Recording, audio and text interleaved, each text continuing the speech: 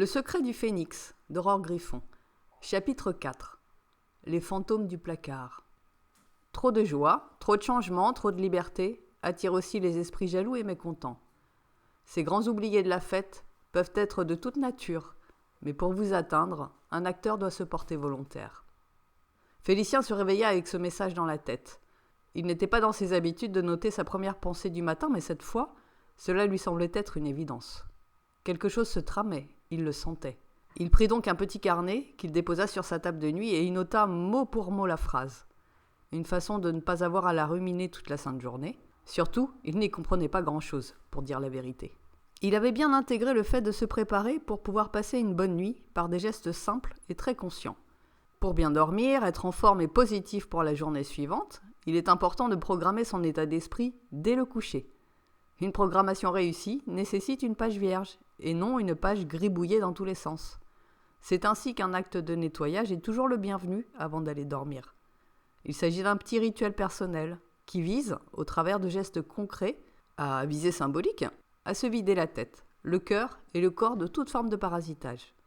Félicien avait son petit rituel quotidien avant de se coucher, comme il avait celui de la fin de semaine. Il prenait sa douche en visualisant toutes les saletés internes et externes de la journée s'en aller avec l'eau mousseuse. Ça ne se dit pas, mais il en profitait aussi pour uriner bien comme il faut. Ainsi, il se sentait bien dans son corps et déjà mieux dans sa tête. Pour l'esprit, il faisait comme font les enfants, avec leur ami imaginaire. Maintenant qu'il avait établi le contact avec son guide, celui-ci était redevenu son ami imaginaire, mais de façon bien réelle. Il concentrait sa pensée sur tout ce qui n'avait pas été parfait dans sa journée, tout ce qu'il ne comprenait pas, tout ce qu'il avait chagriné ou heurté. Il visualisait ainsi tous les visages de ceux qui s'étaient mal comportés vis-à-vis de lui, et aussi et surtout ce que lui-même avait pu faire de travers. Par une visualisation, il mettait tout ça dans une bulle transparente et étanche, et l'envoyait à son guide, en lui disant « Merci de m'aider à faire mieux, à mieux trouver la bonne posture, le bon mot et le bon geste. Il y a encore trop de choses qui me pèsent, et dont je n'ai pas besoin pour bien dormir. On verra demain. » Puis il envoyait cette bulle à son ami qui la garderait bien au chaud toute la nuit. Ainsi, il se sentait propre aussi dans sa tête pour aller voyager dans le pays des rêves et de son inconscient. Pour le cœur, il savait qu'il pouvait compter sur Monsieur Minet.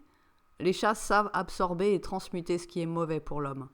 C'est vrai pour les souris qui n'ont rien à faire dans l'antre des hommes, mais aussi pour les ondes électromagnétiques des appareils, tout autant que pour les pollutions émotionnelles. La condition pour que cela fonctionne est évidemment de ne pas contraindre le chat d'aucune façon, mais au contraire de l'encourager à ronronner. Lorsque Félicien avait le cœur gros, en allant au lit, Monsieur Minet venait toujours contre lui pour ronronner. Félicien enroulait délicatement sa main ou son bras autour de son chat, et tous deux se sentaient parfaitement bien, parfaitement aimés, réconfortés l'un comme l'autre. La machine à transmuter se mettait alors en route. À partir de là, Félicien avait de douces pensées pour tous les gens qu'il aimait, et il pouvait ainsi s'endormir, sereinement. Il n'avait pas toujours fait cela consciemment auparavant, mais il s'était rendu compte qu'inconsciemment, il avait toujours eu les bons réflexes, sauf les jours où il luttait contre lui-même. Ce matin était donc particulier. Il avait eu une pensée forte qu'il ne comprenait pas, qui venait de la nuit, mais qui semblait néanmoins avoir son importance. Il espérait vraiment que cela ne lui arriverait pas tous les jours, car il n'avait aucune envie de se rajouter la contrainte d'un nouveau rituel pour bien se préparer sa journée. Les bons rituels sont ceux que l'on fait déjà d'instinct, depuis son plus jeune âge, pas ceux que l'on s'impose pour X ou Y raison. C'est ainsi qu'on installe des tocs ou des dépendances. Un rituel d'enfance regorge de symbolisme. Félicien se souvenait de son enfance. Il se sentait presque toujours en insécurité dans son foyer familial. Son père était un vrai tyran, un persécuteur acharné. Il ne pouvait s'empêcher de lui faire une réflexion désagréable, ou de le blesser d'une manière ou d'une autre, et ce, systématiquement avant d'aller au lit. Il disposait d'un arsenal de brimades et de gestes pour faire en sorte que Félicien se sente mal, se sente triste ou coupable. Sa mère ne s'opposait jamais, bien au contraire, elle renchérissait. C'est ainsi que Félicien avait mis au point son rituel du soir. Il pouvait facilement se laver le soir en rentrant de l'école, car son père n'était pas encore rentré du travail. Mais lorsqu'il prenait sa douche en sa présence, ça ne loupait pas. Félicien avait le droit à ce genre de réflexion. « N'utilise pas toute l'eau chaude pour toi, il en faut pour les autres. » Ou « Dépêche-toi, c'est pas toi qui payes les factures d'eau et d'électricité. » Ou encore « T'as 5 minutes pour sortir de la salle de bain, ta sœur attend. » Et encore « Mais quelle chochotte celui-là, pire qu'une gonzesse. » Bref, il y avait toujours une bonne vieille réflexion en réserve. Ainsi Félicien prenait depuis son indépendance grand soin de lui. Il accordait du temps pour sa toilette, son hygiène personnelle, son choix vestimentaire.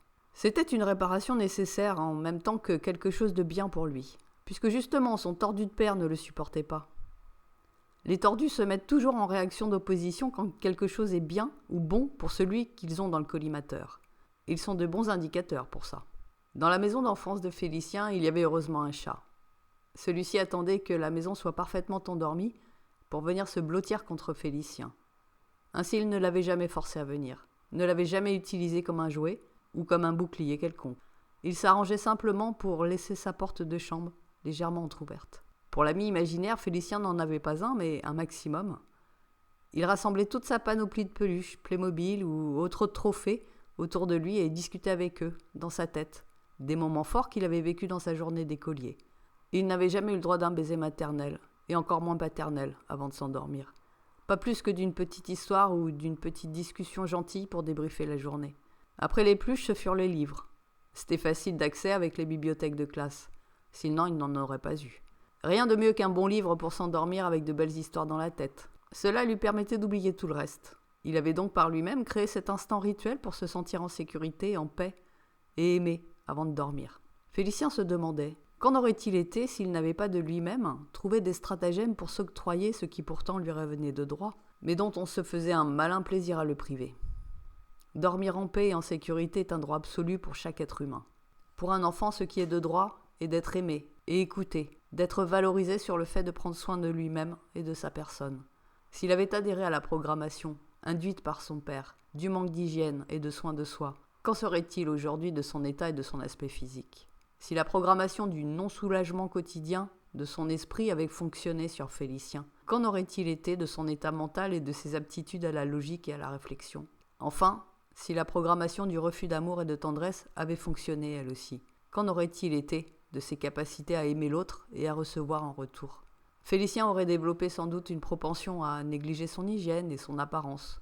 Ou bien tout au contraire, aurait-il été un obsessionnel de son image et de l'hygiène, tel un précieux ridicule ? Il aurait probablement eu de grandes difficultés à garder un esprit clair et vif, ou serait continuellement à côté de la plaque, un peu tel le benêt de service.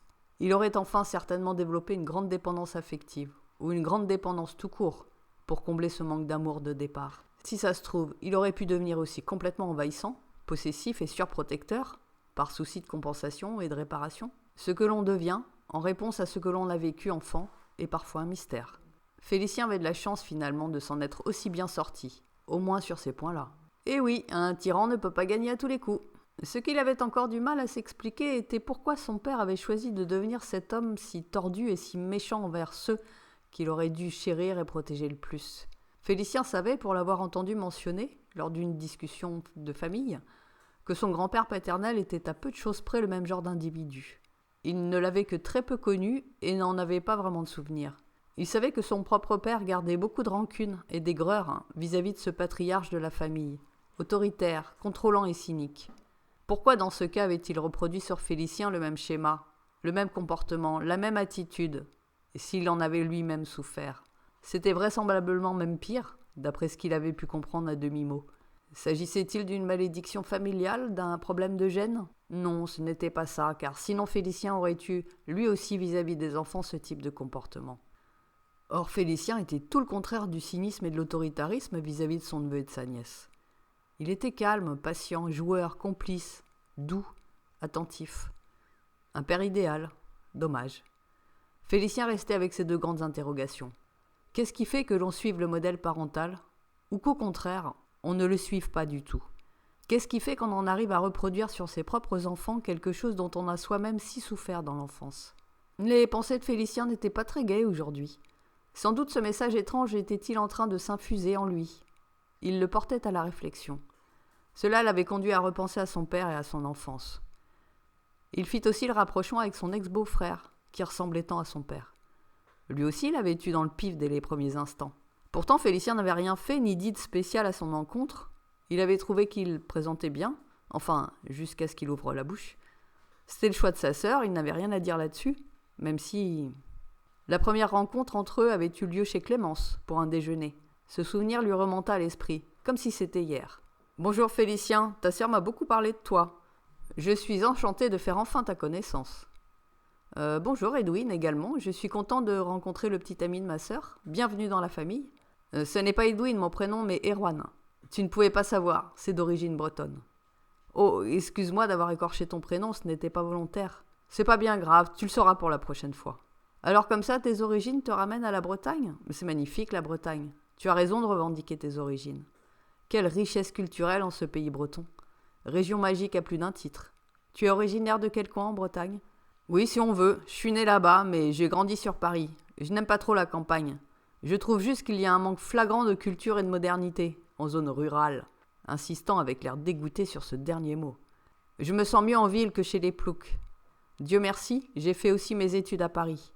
Les diplômes de province n'ont rien à voir avec les diplômes des grandes villes. Et toi, qu'as-tu fait comme études? Ta sœur m'a dit que tu tenais une petite imprimerie? Il faut quoi comme diplôme pour faire ça? Ah, j'imagine que tu es passé par l'apprentissage, genre CAP.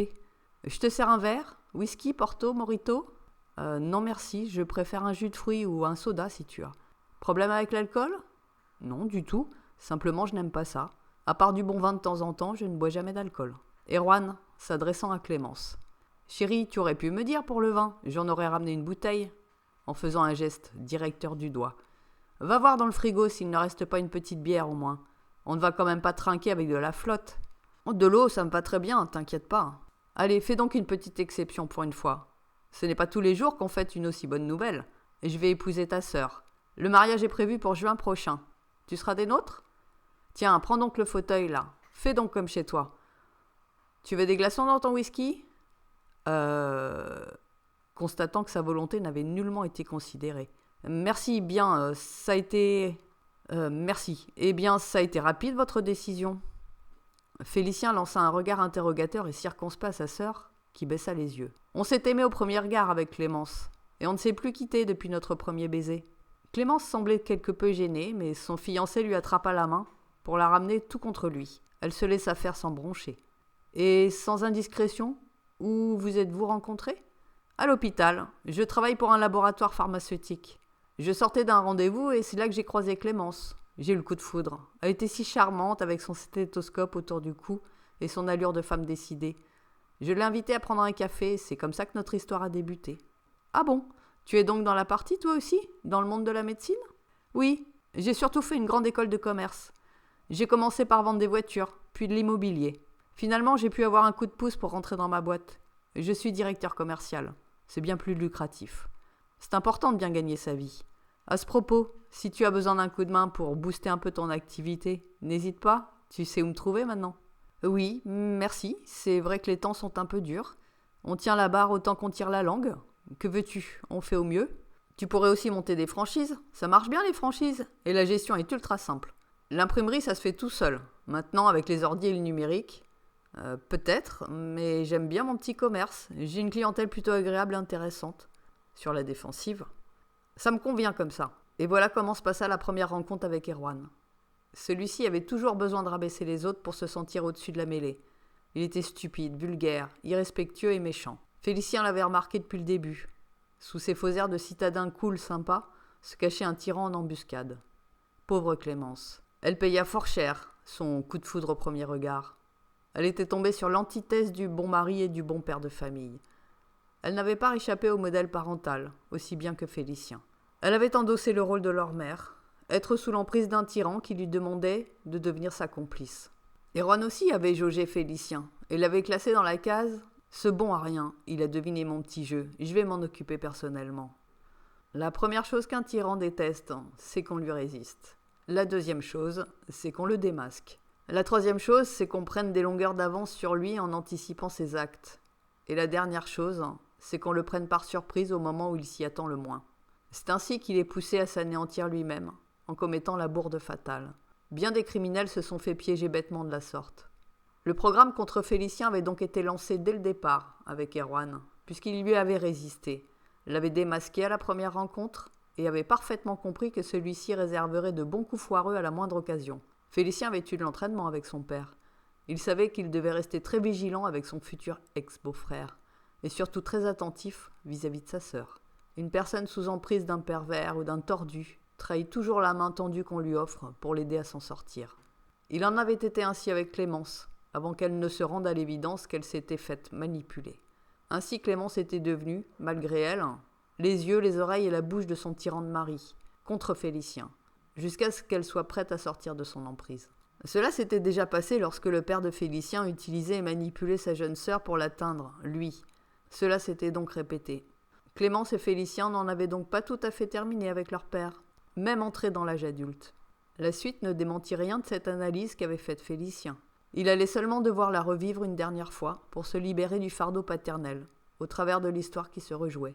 Les plus à plaindre restaient Clémence, et par la suite, ses enfants. Décidément, la journée ressemblait à un bad trip. Félicien aurait largement préféré que d'autres pensées plus gaies lui traversent l'esprit. Il avait rendez-vous avec de futurs acquéreurs et son agent immobilier. Ça ne tombait pas bien, en effet. Il aurait mieux valu qu'il soit tout à fait détendu et alerte d'esprit ce jour-là. On ne commande pas tout dans la vie, on fait aussi avec ce qu'il se présente. L'agent immobilier de Félicien s'avança en lui tendant une franche poignée de main. « Bonjour, monsieur Parangon, vous allez bien ?»« Bonjour. Dans l'ensemble, oui, je vous remercie. Aujourd'hui, je vous ai donc prévu un rendez-vous de visite avec de potentiels acquéreurs pour votre imprimerie.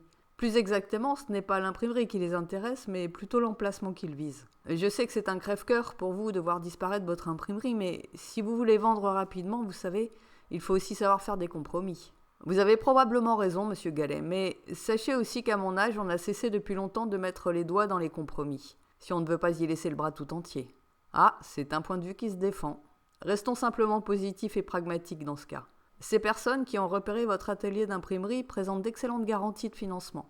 Ils sont prêts à vous faire une offre après la visite et à signer rapidement si le prix vous convient. Ils ont pris en compte le fait qu'ils allaient devoir faire un certain nombre de travaux pour réaménager le local et leurs activités. Mais cela ne semble pas être un problème. Vous pourrez parfaitement vendre de votre côté votre matériel et vos machines. Bien, j'en prends acte. Ils veulent en faire quoi exactement de mon imprimerie ? Bouchez-vous les oreilles, monsieur Parangon. Geste et sourire entendus à l'appui. Ils sont représentants d'une chaîne de fast-food. Ils veulent ouvrir un restaurant en franchise dans votre ville. C'est pour cela que l'emplacement les intéresse. Votre imprimerie est idéalement située pour eux. Ah, vous m'en direz tant. Et la mairie est d'accord ? Absolument. Ils leur ont présenté leur projet en argumentant sur le nombre d'emplois qu'ils allaient créer et l'attrait de plus en plus prégnant des fast-foods sur les populations. Pas besoin d'aller plus loin. Ils ont l'accord de principe. Ben voyons. Si encore il s'agissait d'un artisan qui voulait faire du rapide à emporter, je ne dis pas, mais une chaîne en plus. Et pour faire une franchise ? Enfin, même si ça ne m'emballe pas du tout, recevons-les quand même, au moins par courtoisie. Je ne vous sens pas très chaud, monsieur Parangon. Vous voulez annuler cette visite ? Vous savez, ça ne se bouscule pas au portillon pour reprendre une imprimerie. Ouais, vous avez sans doute raison. C'est le mot franchise qui me dérange. Trop long à vous expliquer, laissez tomber. Bon, très bien. Alors si vous êtes d'accord, c'est moi qui vais parler lors de cette visite. Restez simplement discret dans l'observation. On en fera la synthèse ensemble après. Ça vous va comme ça ? Parfait. Allons-y comme ça, monsieur Gallet. Ah, les voilà qui arrivent. Ils sont à l'heure. C'est bon signe, non ? La visite se déroula. Félicien était dans ses pensées.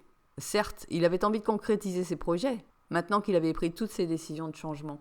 Il ne pouvait pas faire l'impasse sur le fait que l'argent de la vente de son imprimerie en marquerait le point de départ. Son nouveau départ. Mais un fast-food en franchise, quel gâchis! Que ressentiraient les enfants en passant devant une devanture qui pue la frite à plein nez et la ripaille à 2 balles? Eux qui avaient pour ainsi dire grandi dans cette imprimerie. Ils y avaient tous leurs souvenirs heureux, les goûters après l'école, les entraînements commando pour ridiculiser les profs, pas sympas, les devoirs soufflés par tonton, les parties de jeu, de rigolade, les confidences, croix de bois, croix de fer, que jamais tonton ne trahirait. C'est ça. Félicien avait l'impression de les trahir en vendant l'imprimerie au premier venu. Ce n'était pas ce qu'il voulait, ni pour lui ni pour eux. Il ne donnerait pas suite à la proposition, fût-elle des plus alléchantes. On ne vend pas son âme au diable pour un burger et un cornet de frites. Dans cette imprimerie, il y avait une part de son âme, et 2 parts d'âme d'enfant. Cette imprimerie resterait une imprimerie ou une imprimerie. Elle le resterait au moins le temps que les enfants puissent dire au revoir à leurs souvenirs de façon correcte, avec leur accord et leur sourire. Félicien attendrait encore un peu. Alors, monsieur Parangon, vous en avez pensé quoi ? Rien, monsieur Gallet. Je ne céderai pas cette imprimerie au premier venu. Je veux que l'âme de ce lieu soit respectée, et je ne changerai pas d'avis. Je m'en doutais quand j'ai vu votre tête, alors que les visiteurs s'en allaient. Désolé pour vous, monsieur Gallet, votre professionnalisme n'est pas en cause. Il faut que je revoie mes critères, qu'ils soient plus explicites sans doute. Ainsi, votre premier critère serait-il le respect de l'âme de ce lieu, n'est-ce pas ? C'est tout à fait ça. Pourriez-vous m'expliquer maintenant ce que vous entendez par l'âme de ce lieu? Racontez-moi son histoire. Félicien invita l'agent immobilier à une terrasse de café. Il lui raconta tout. Monsieur Gallet en eut les larmes aux yeux. Son cœur d'enfant avait été touché, il avait compris. Très bien, monsieur Parangon. Pardonnez mon émotion. Vos mots m'ont ramené à de vieux souvenirs, et je suis un peu sorti de mon professionnalisme. J'ai très bien compris ce que vous souhaitez. Je vais faire de mon mieux pour vous trouver les acquéreurs parfaits. Me laissez-vous toutefois une petite marge de fantaisie personnelle? Bien sûr. J'ai la certitude que vous trouverez, et je vous fais confiance. Merci, monsieur Parangon. Alors, on se dit à une prochaine fois? Pour une prochaine visite? Sans rancune? Sans rancune du tout. À la prochaine. Bonne fin de journée, monsieur. Vous de même. Félicien se sentait soulagé. Il pouvait enfin s'appuyer sur un peu d'aide, un peu de compréhension. De la part d'un agent immobilier, c'était étonnant. Comme quoi, la vie est pleine de surprises.